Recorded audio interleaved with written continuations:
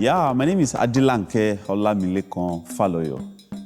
I'm from West Africa. I'm from Nigeria to be precise, and I'm from the western part of Nigeria, which is called the Yorubas. Yeah, I'm actually from Ondo State, in the western part of the country. So I'm from Ondo State, but of course. I was born in Benin, in Edo State, but originally my dad from Ondo State, and I grew up in Ondo State.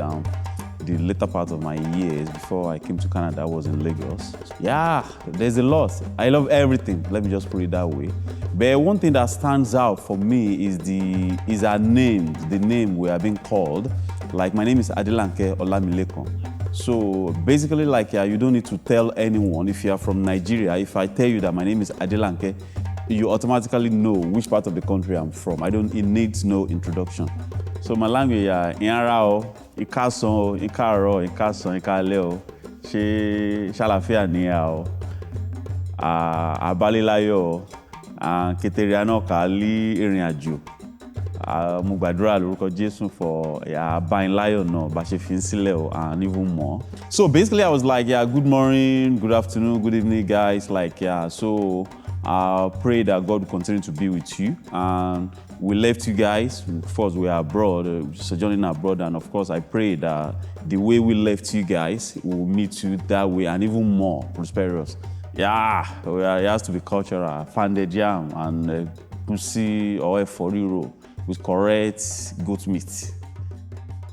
Yeah, there's a saying that if it's not pounded yam from Ondo or Ekiti, because we used to be one before they splitted us. So Ondo Ekiti, of course, we still kind of here.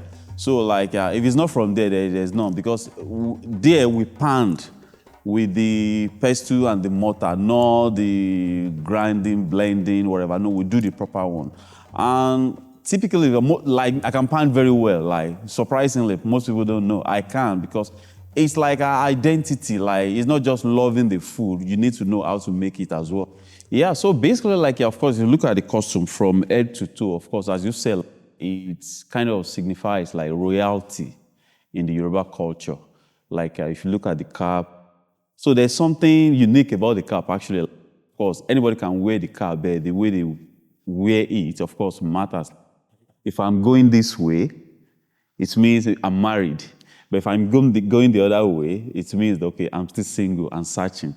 But fortunately and luckily, I'm married. The bees, of course, represent royalty, of course. So if anybody sees you with that and this, of course, now people use it as fashion statement. But originally from the Yoruba culture, if you wear it, it means, of course, you're from the royal family. And even the name, because my name is Adelanke, so the short form is Ade. Anybody that hears that knows that this is from a royal family. So that's that. And the attire is called agbada in the Yoruba culture. It's called agbada. So now we're trying to kind of modernize it and the way we sew these days in this generation. But originally, of course, it used to be bigger. And we call this 1,500. Because it's one of the beauty of the agbadas, because you release it intentionally just to add to the swag, and you bring it back with all the body movement and all that. So, and the beads on the hand, everything. So we put it on our neck, then we put on our hand as well. So it's just the culture. So if I'm dressed this way in Nigeria, anybody that sees me knows that I'm representing the Yoruba culture. So we have the other part, the Igbos and the Hausas. They dress, of course, traditionally, but of course, the statement, of course, you can easily tell that this is a Yoruba man. Yeah, looking at the challenges, of course, as you say, of course, a couple of challenges, and one of the few that stood out, and of course, I still make references to would be academically. Of course, for those of us that are from Nigeria, we know the way things work and all that. So at the point, I was a student of University of Benin. I was actually born in Benin, so after some time, of course, it's like going back to the roots, to school and all that. Then after a few years, I had some setback, and unfortunately, I dropped out. So I couldn't complete my education, the educational degree. And after I left, of course, it was really tough. And okay, what do I do again? Like, do I just go into business or do I want to go back to school and all that? And when I moved back to Lagos, and I started again from Lagos State Polytechnics.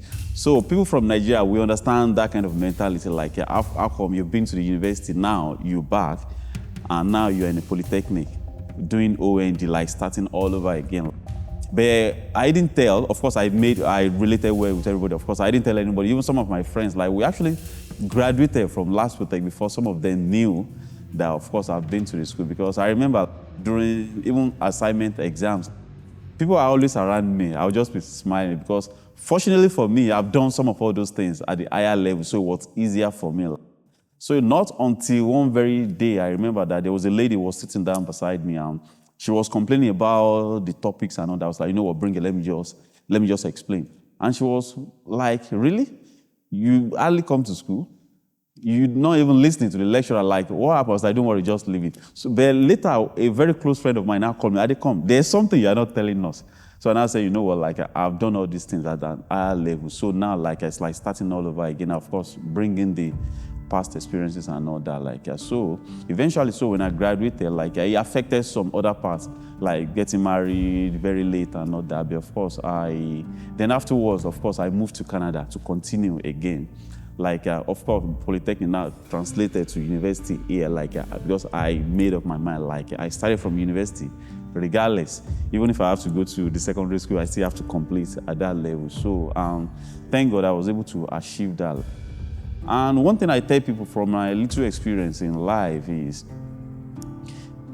there's a general reality, but you have to accept your own reality. And it's one of the things that has really helped me. So you don't really need to compare yourself with anyone. Of course, what's the reality in Canada? Everybody wants to live a good life. But the question is, what is your own personal reality like? Others, their parents might be rich, even as a student, so they might not need to work. But what's your reality? Do you need to get up and work? If that's what you need to do, just make it, just do it. Because as it is said, someone has to break the chain of the poverty, whatever the child, and at the end of the day, we have to look at the bigger picture. And at the end of the day, when I look back now, I have reasons to thank God for the journey so far. I actually have a poem that I read. It's called Invictus. Definitely, regardless of the circumstances, the situation, I am the master of my dream. Yeah, Ernest Henley. I actually got it from Invictus, when Nelson Mandela was imprisoned. So it was one of the things he was reading. So when because I did literature actually, so I did so many other things. So when I got hold of that point, I was like, yes, this actually translates. It might not be to that extent, but of course, have some, like regardless, it just says like, some might have it, you might need to travel maybe just 1 mile to get to your goal. Some have to be like over and over again. But at the end of the day, end will always, justify the means and all that, I think that brings me back to accepting our reality. Like, even the world itself, what's the reality? Nothing really belongs to us in this life. Even the wife, the kids and all that. So our days are numbered, our years are numbered in this life. Like, even if you live to be 100, we'll die one day. So I'd like to see a world where love is the driving force, not even power, no money, no culture. Like, at the end of the day, we are all part of just one human family, human being. Yeah, we are all part of just one family, regardless of the races and even the culture differences and all that. Like, I think love, will answer all the questions. Yeah, I think final, of course, as you say, of course, we keep pushing, of course. There's some of our dreams we might not achieve, but that doesn't stop us. That shouldn't stop us, rather, from, pushing forward and all that. And even as we said, like, the world is in a mess, if I can use that word. And then how do we get out of this? Like, we have so many rich people in the world and we have so many poor people. How do we bridge the gap? That's where the love comes in, like,